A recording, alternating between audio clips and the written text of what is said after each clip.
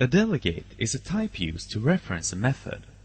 The delegate's declaration specifies the method's signature that objects of the delegate type can refer to. If we define a method that matches this signature, we can create a delegate object from this type and assign the method to it. This delegate object will now behave as if it was the method itself, no matter if it refers to a static or an instance method.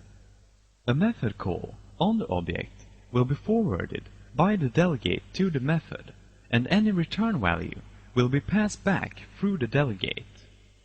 The syntax used here to instantiate the delegate is actually a simplified notation that was introduced in C# 2.0.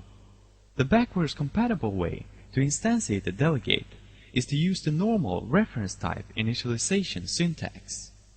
C# 2.0 also introduced anonymous methods, which allow us to create a delegate by specifying the delegate keyword, followed by a method's parameter list and body.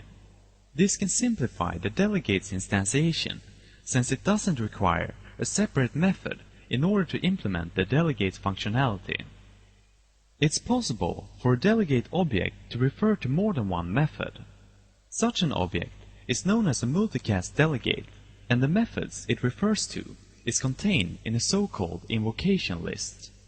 To add another method to the delegate's invocation list, either the addition operator or the addition assignment operator can be used.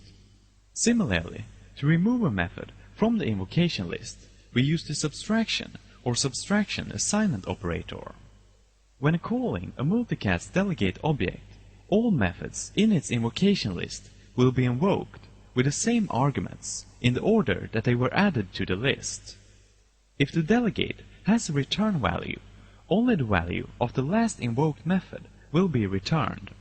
Likewise, if the delegate has an out parameter, its final value will be the value assigned by the last method.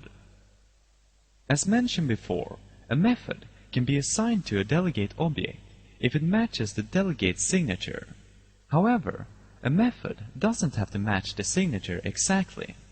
A delegate object can also refer to a method that has a more derived return type than what is defined in the delegate, or that has parameter types that are ancestors of the corresponding delegate's parameter types.